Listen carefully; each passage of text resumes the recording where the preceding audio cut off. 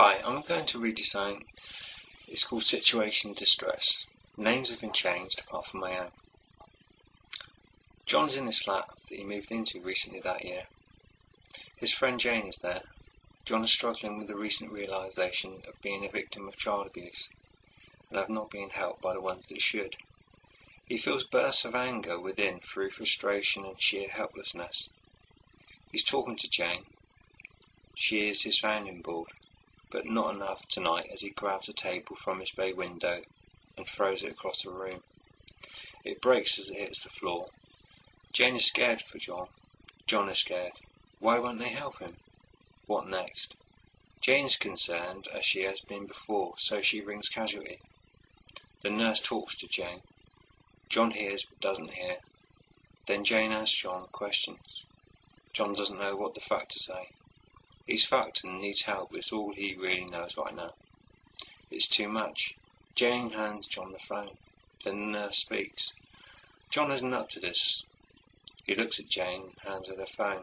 I don't know what she's on about, he says.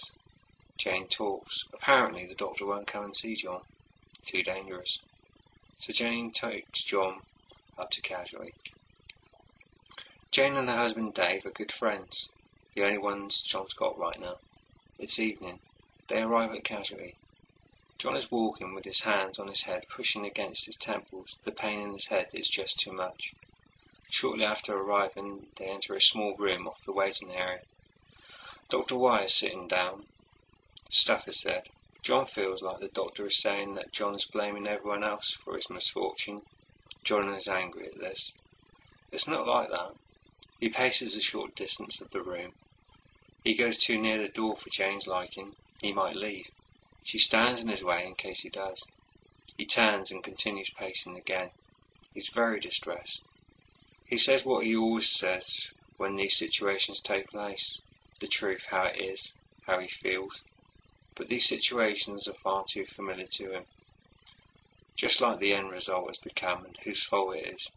Dr. Y says they won't see him when he's like this. Unbelievable. More stuff is said. Now they wait for what's next. John exits the room while they wait for the answer. Holding his head again, hands pressing on his temples, elbows high, he walks around the corner, slumping down on the floor in a long corridor, still with hands against his head, pushing his temples, crying as he turns to the right, slightly angles his head up to see Jane looking on. Standing at the beginning of the corridor, she's as helpless as he is to do anything. He knows that look. He himself has had that look as he looked on at someone in distress and people wouldn't help them too. Shortly afterwards she takes him in the car to hospital again. Talking to John, she is trying to get him to behave, so they will now finally help him. But within days the outcome that was already decided has been decided, as they tell him that he isn't ill and doesn't need their help, and now must go home. Remember, only names have been changed. Now what was it Dr. Y said? They won't see him when he's like this. Let's break that statement down. It's not a word game, but let's fill in the details. They, the mental health, won't see him, won't see John, when he's like this, when he's in mental distress. So now what was it Dr. Y was actually saying?